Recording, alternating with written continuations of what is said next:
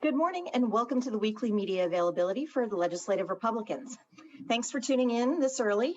And I'm Kim Wirtz, Communications Director for the Senate Republicans. I'll be moderating for this week's event. Joining us today are Senate Republican Leader John Braun from the 20th Legislative District, Senate Republican Caucus Chair Ann Rivers from the 18th Legislative District, House Republican Leader Representative J.T. Wilcox from the 2nd Legislative District, and Representative Ed Orcutt, also from the 20th Legislative District. Representative Orcutt is the ranking Republican on the House Finance Committee. Senator Braun, would you like to give some opening remarks? Well, thanks, Kim. First of all, thank you everyone for being here this morning. Lots going on as we wrap up the 2021 session. We continue to work on getting our businesses safely back to work. We've had some setbacks this week, and I think once again we're seeing the governor and Department of Health look at the wrong metrics and how we safely get people back in business. Largely the same in schools, and this has lost its visibility recently. We still have a lot of kids that aren't in person in school, and we know the harm that's doing to kids around the state. And then, of course, it's the end, so we're starting to look at the budgets. We know the budgets that have been proposed by the majorities have grown by an enormous amount, and that's supported by literally dozens of new taxes. And think of that in the context of a economy that's fragile as we recover from the pandemic, and what that's going to do to the economy long term. And then the last thing I'd mention is here we are in week 14 of the session, week and a half to go, and we have yet to have a serious conversation about emergency powers. The majorities have been unwilling to reassert legislative authority in a pandemic and learn from the lessons we've all received over the last year in how best to have statutory emergency powers. So we're headed, unfortunately, and I think contrary to the wishes of the people of Washington, back into a system of one-person government here in a week and a half. So those are the things I think are top of mind as we enter the last part of session, and I will turn it over to Representative Wilcox for his opening comments. Well, thank you very much, John, and thanks to all of you for being here. And one more time, I just have to say, I'm looking forward to the day when we're all in the same room. That will be a meaningful moment, I think, for all of us. I agree with John, and I think most of my colleagues, whether they admit it or not in the legislature, that it's time for the legislature to actually do our job and restore a functioning three-branch government after sine die. I have said many times that emergency powers are corrosive, I think, to our system of government. And it's important that we give everyone a chance to have a voice on that, especially as we've seen 3 counties go backwards. As you know, I represent a large part of rural Pierce County, and Pierce County is now going to be going backwards. I've talked extensively with Pierce County Executive Bruce Dammeier, and he's made a few points to me. First of all, we've now had, I think, around 3 months of any vulnerable person being able to get vaccinated. So in Pierce County, as across the state, if you're a vulnerable person, you've had a long time to get vaccinated if you choose to do that. So there is a difference in the danger level compared to what we were looking at a year ago. At the same time, current statistics from the Washington State Department of Health dashboard show that our hospital capacity is very strong. I think we're at about 78% of ICUs filled. And of course, Pierce County has a good deal of emergency medical capacity there, as does Whitman County and also Cowlitz County, which shares the distinction with Pierce County of being rolled back. And Pierce County has kind of a unique distinction because of the allocations of vaccines from the state. Sadly, it's running quite a bit behind the rest of the state in terms of vaccinations. And Executive Dammeier has asked the governor and the Department of Health to increase their allocation of vaccines. And it only makes sense if you've got a county that's struggling, even though most people that are vulnerable are vaccinated. We should allocate more vaccines to those 3 counties so that they can catch up and not be put behind. There has been a great deal of editorial board support for our position that we should have some legislative oversight of emergency powers. And I saw just this morning, the Columbian featured a pretty good editorial board opinion that pointed out that we are in the bottom 5 of all states in the United States when it comes to legislative oversight of the executive under emergency conditions. And Washington State prides itself on being ahead of the pack in many cases when it comes to how the government functions. And we are sadly behind. So we will be offering legislative members of both parties from Pierce County and the other counties an opportunity tomorrow, along with the entire legislature, to vote on an 8th order motion to bring a very moderate oversight bill for executive powers tomorrow. And I would hope that Democrats in Pierce County would be highly motivated to vote for, first of all, the 8th order motion so that we can consider this bill and then vote for the bill that has been out there for some weeks, plenty of time for people to look at it. And it simply says that a majority of the legislature should be required to continue emergency powers for the governor every 60 days. And certainly that cannot be threatening to Democrats. They hold the majority. They could decide whether or not they're going to make that extension. And I would ask, especially the Pierce County Democratic members of the House, to join us in that 8th order motion. We also have a situation where the majority party is offering many opportunities to the people of Washington to pay extra taxes and fees. And I thought that Ed Orcutt, who is probably the longest serving leader in the finance arena in Olympia, to share some of his thoughts about that. So I'll just turn it over to Ed. Thanks, JT. So I think we all know kind of where we are in session. We've gotten past all of the policy cutoffs. And what we're down to now is basically reconciling bills on concurrence and doing budgets. And along with finalizing budgets is finalizing any bills that are necessary to implement those budgets. With both House and Senate versions kind of including a capital gains income tax in their budget assumptions. I think we can assume that we're going to be seeing some movement on that fairly soon. Senate Bill 5096 is sitting in the House Finance Committee. As I'm the ranking member on that committee, I'm expecting that there's going to be a call for a Finance Committee meeting fairly soon. It's a big concern to me that we're even looking at that. I think instead of looking to raise taxes, we should be looking at tax relief.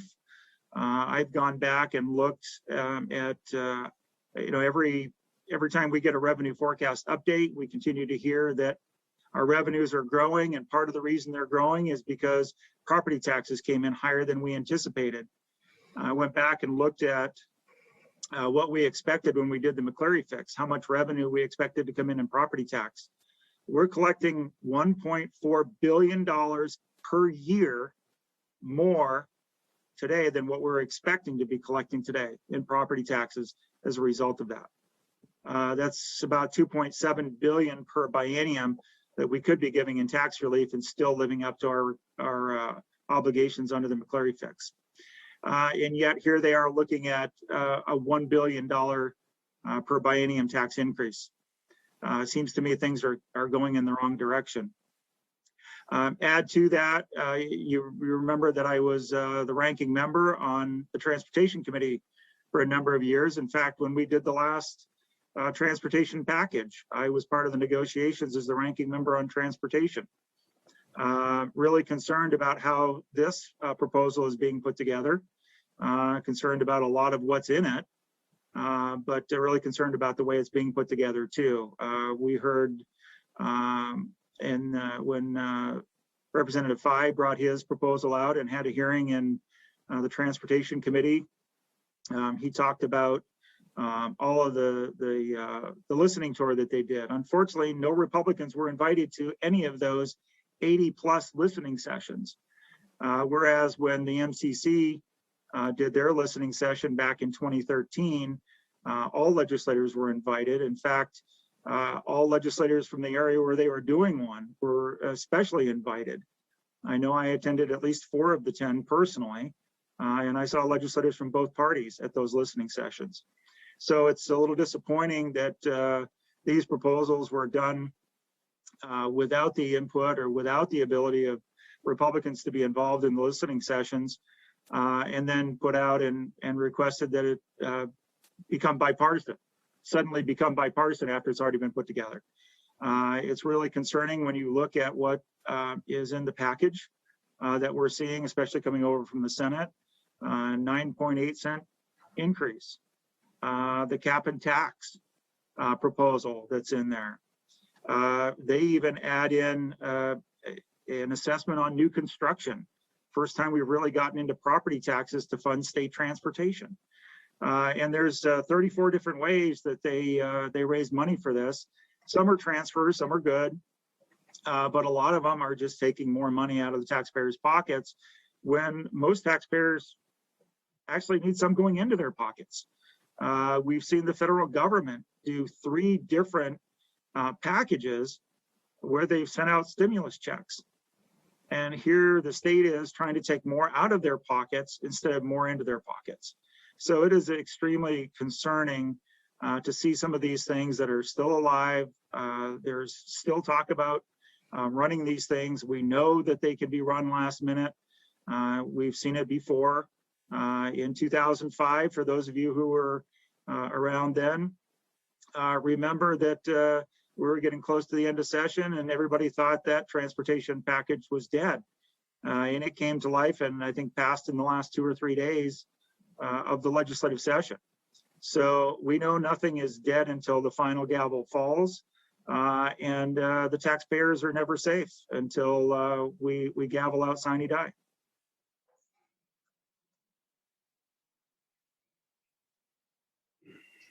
Okay, with that, we will go to questions. The first one is from Leo Brine from Publicola. Go ahead, Leo. Thanks, Kim. Hi, representatives. I was wondering, the wealth tax is also, it was moved out of the Finance Committee and into the Appropriations Committee. Are any of you interested in having a hearing for that bill? Well, you're asking the representative who's already been through the whole process with that. As far as we had the hearing and it got exec'd out of finance.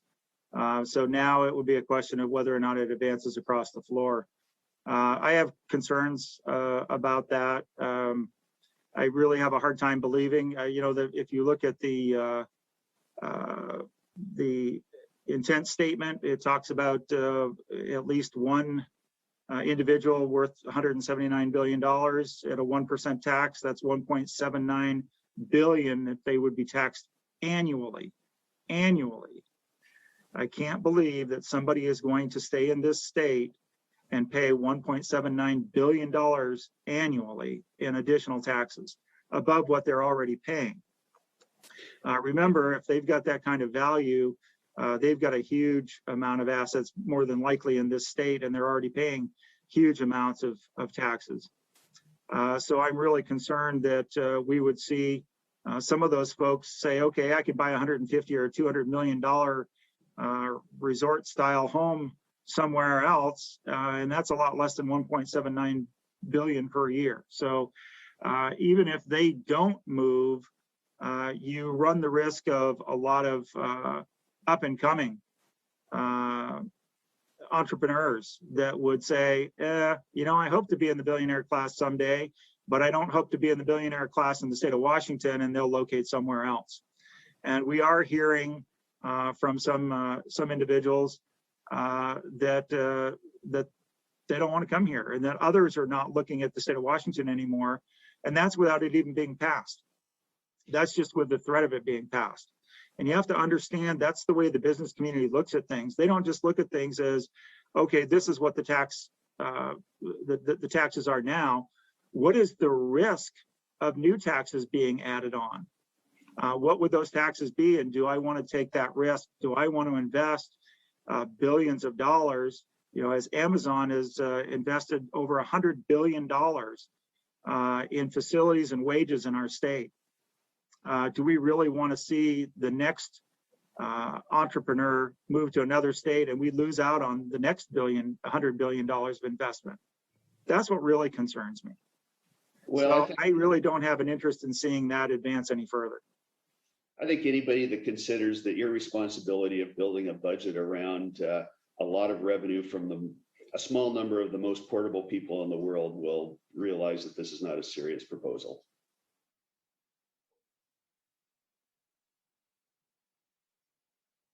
Leo, did you have a follow-up question? No, thank you. Okay, so I will move to Sarah Gensler from McClatchy. Go ahead, Sarah.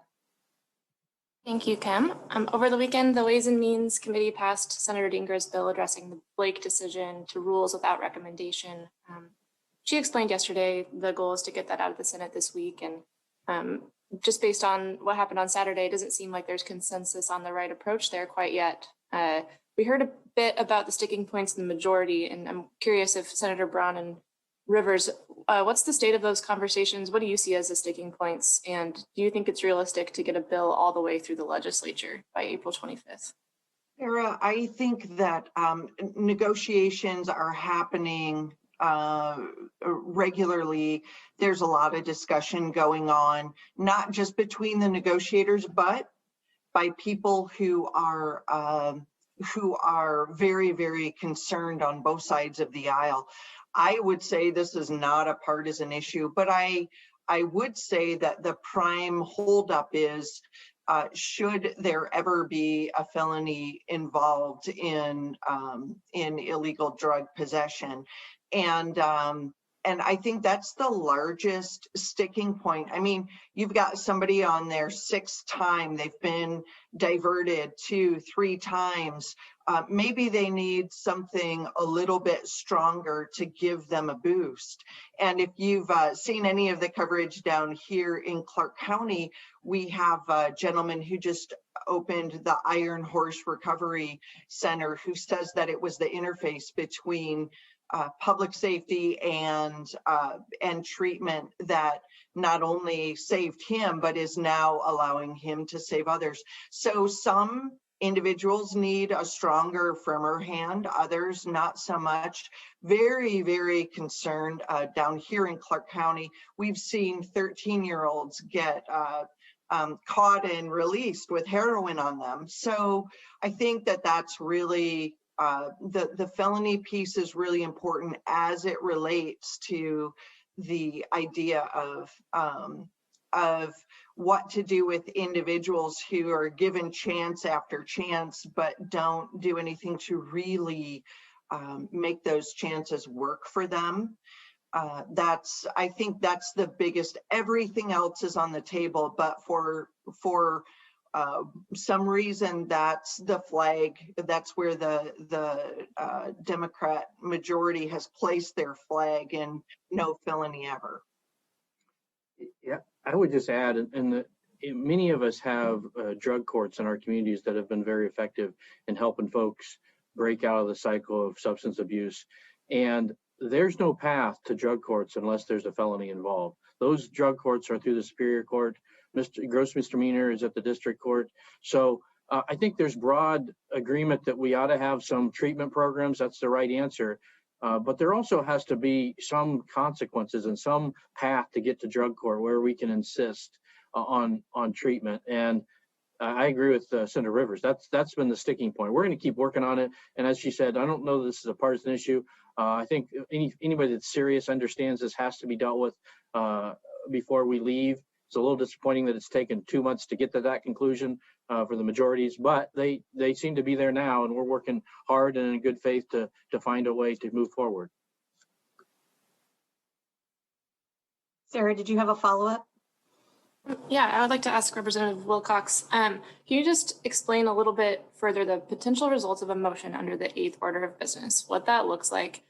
Just some basic information on that. And I mean, if I recall correctly, I think its success would require a majority of member support. So if you could also just give insight into whether you think that support has been rallied at this point. Okay, well, first of all, the bill itself has bipartisan support. Representative Chapman has signed on to the bill, so it's not just a Republican effort. And as I mentioned before, this is a very moderate effort that preserves the power of the majority in the House to decide whether or not the governor's emergency powers will continue. So it's not a power grab. It's not a tyranny of the minority situation. And going back to the eighth order, it is a simple majority. It's a procedural motion. Representative Drew McEwen will make the motion. It's not debatable. So there's not a lot of drama attached to it. But if 9 Democrats join the 41 Republicans, that motion will be passed. The next motion, and that allows bills to be brought to the floor based on simple majority vote of the legislature rather than going through rules or being assigned to committees by the speaker. The next motion would be to suspend the cutoff rules for that bill. And then the motion following that would be to move for immediate consideration of the McEwen bill. And that, of course, would be debatable. It would be thoroughly considered and then voted on. And as I've said, there are a number of Democratic members of the House who represent Pierce County, for example, and I think may very well feel the same way that I and other legislators do. And that is that now that we have vulnerable people vaccinated, or at the very least, they've had that opportunity, we have plenty of hospital capacity. And we are continuing to vaccinate and now vaccinating the less vulnerable people that are the demographic group that are spreading now, that we ought to look at this pandemic in a different way and allow people to make their own safe choices and prevent businesses that are just limping along from being crippled one more time. Okay, and next in line would be Hannah Scott with Cairo Radio. Go ahead, Hannah. Thanks, Kim. This would be, I think, for Senator Braun or Leader Wilcox, either one of you, just following up on Sarah's question about Blake. I'm curious if there's been any discussion about potentially adding something to compel treatment that's not where you're not necessarily dealing with a felony, but a discussion that often comes up is whether you have forensic navigators or someone like that where they could compel treatment. Is that any part of the discussion currently?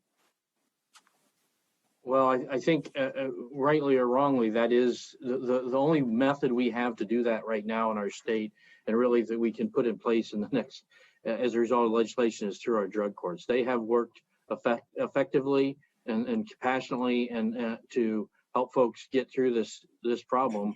We could have, there may be other solutions in the future that compel treatment, but there's no other mechanism right now. And that's really the challenge is we can do diversion, and we've been open to diversion on initial possession charges, but eventually you have to compel folks to get treatment. And the method in our state is through the drug courts, and that's a Class C felony to get there. Got to go to the Spirit Court. So I don't think there's any necessarily resistance to that, but that's a much longer term discussion. We need to start that discussion many months ago if we were going to take that path and be effective. I've spoken with the speaker several times about this. We're both Pierce County legislators, and the truth is the leader in a lot of this has been Senator Jeannie Darnielle.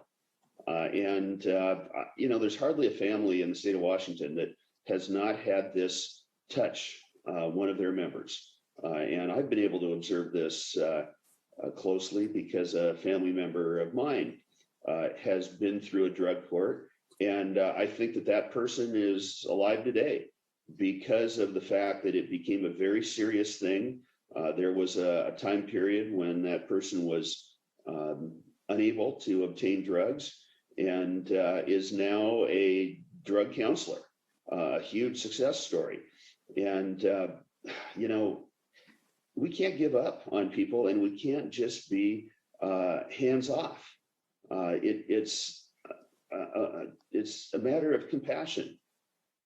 And it may sound sometimes very authoritarian to say that we've got to take away someone's liberty. But in this case, when life and death and all kinds of consequences for the family members surrounding a person that is addicted is at stake, we should be very, very serious. And these discussions are ongoing in the Senate. I hope that they have progress. I'm being updated by Senate Republicans, and you will see, I think, a great deal of bipartisan concern as long as this is a serious effort that doesn't get ideological, just tries to help people. Okay, Hannah, did you have a follow-up? I do quickly, this again for Leader Wilcox on a separate issue. You talked a lot about Executive Dammeier and the situation with the vaccinations and being shorted there. I'm curious, have you seen the letter that the governor has sent to the executive regarding the vaccination supply in Pierce County? No, I haven't. I talked to Bruce about the letter that he sent yesterday, and I have not seen the response. I'll forward it. Maybe you could follow up with me later. It lays out the vaccines that they have and that they're likely not going to get any additional. Well, they're 10% behind King County, and it's not because they have not been administering the vaccines. It seems inexplicable to me that a large urban county that has a higher infection rate cannot be allowed to catch up in their vaccination rate when they're behind through no fault of their own that I could see. Thank you. Okay, next we'll go to Joe Sullivan from the Seattle Times. Go ahead, Joe. Hi, quick question and then a broader question. Quick question, 8th order procedure, is that today or tomorrow? That will be tomorrow. And Okay, great. What time? And then broader question for whoever can answer. How much contact are you having with Democratic budget writers as they go in negotiations now? What sort of discussions are you led in on? Are you being allowed any input at this point? I have talked to Senator Rolfus a couple times on the floor in the last week, and but virtually no discussion about the budget in any significant detail. That is a majority to majority discussion, or at least from my perspective, the minorities are not being included in any meaningful way. Yeah, that's the way I understand it too. Joe, did you have a follow-up question? Yeah, when we let's see, when the federal coronavirus package passed, I know there was still some question about how some of that money could be spent. And Democratic lawmakers said they don't know yet on some of those things. Have you guys seen or heard or gotten any more clarity anywhere about defined spending for some of those dollars that you didn't know when the first package came out, when the package first came out? Yeah, I think the two areas I think that were in question were the language about whether there could be tax reductions statewide and whether that affected our ability to put money in the UI trust fund. I think that's been resolved, at least to my satisfaction, that we can do that. And then the other one I think that was questioned is whether we can put it said water infrastructure, and there's some that went to transportation specifically for culverts. There's some question about whether that would be okay. Again, near as I can tell, that has been, we're comfortable with that, or that's going to be allowable. So I don't, to my knowledge, there's no ongoing controversy there. But again, we haven't been in the middle of those discussions. So if they're considering other uses of those funds, that's a different matter we wouldn't know about. Okay. Next, we will go to Laurel Demkovich from the Spokesman Review. Go ahead, Laurel. Thanks, Kim. Just two quick questions. The first for Representative Wilcox. And I apologize if you mentioned this, but the emergency powers bill, is that one that has already been introduced, or is this a new proposal? Yes, it has been introduced several weeks ago. Prime sponsor is Representative McEwen. Number 2 is Representative Chapman, Democrat from the 24th District. I should have written down the bill number. I don't remember, but I'm pretty sure that our staff can get it out to all of you probably while we're still talking here.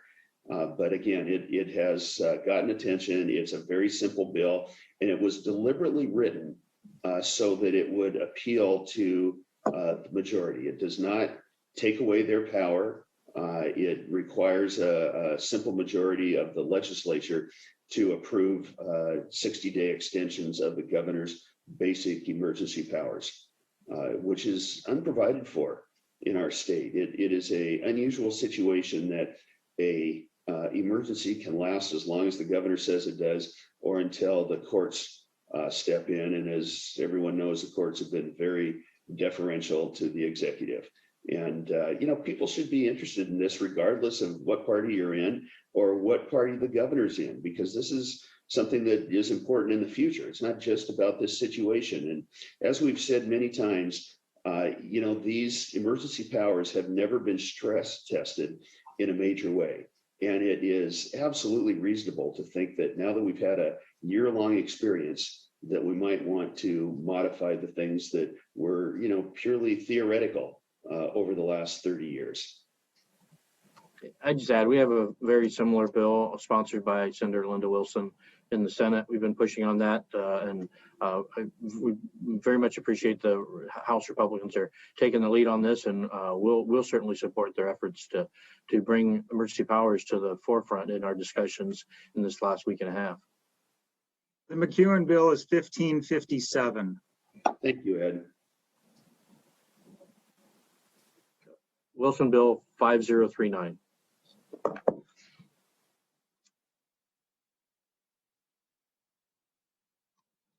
Okay, and Laurel, did you have any follow-up questions?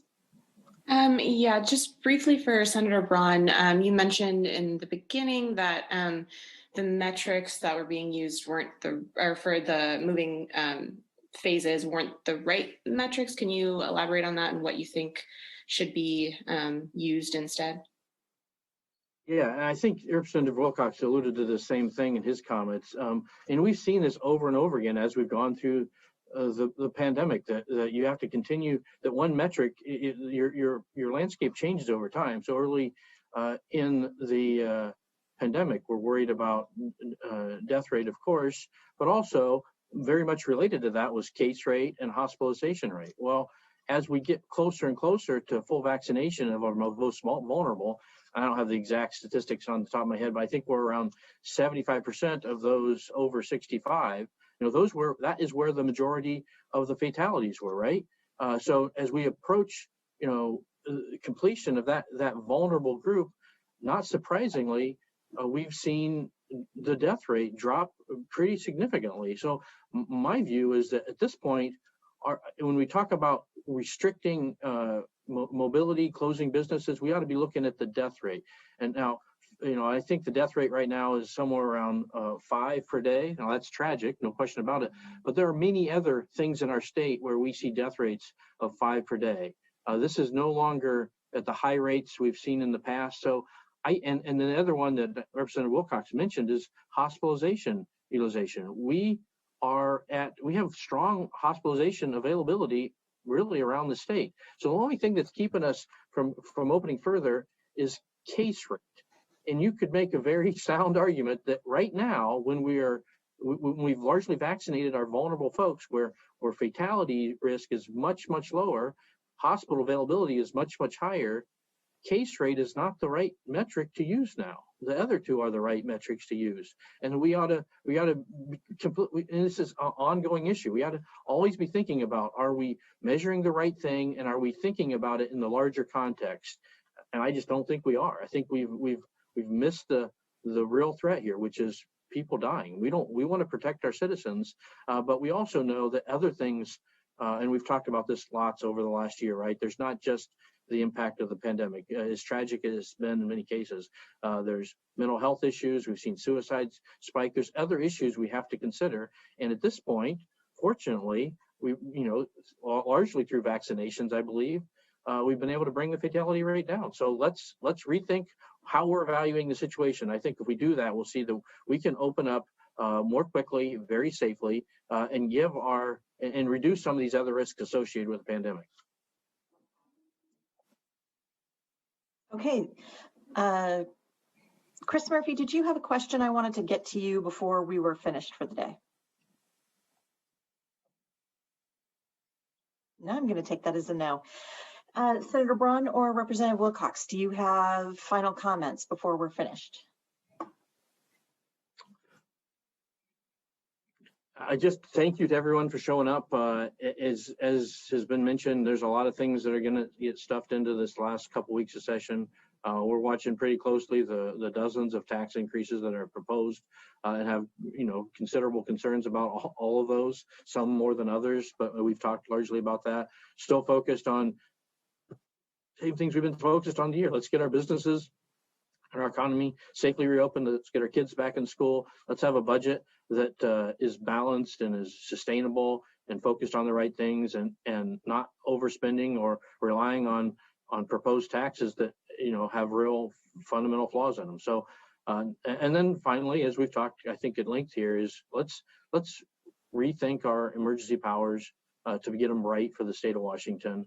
And finally, let's address the Blake decision in a real bipartisan and thoughtful way, so we don't have a public health or a public safety issue out there, and more importantly, that we take care of these folks that are struggling with these abuse issues in ways that are compassionate and thoughtful, and frankly, save lives.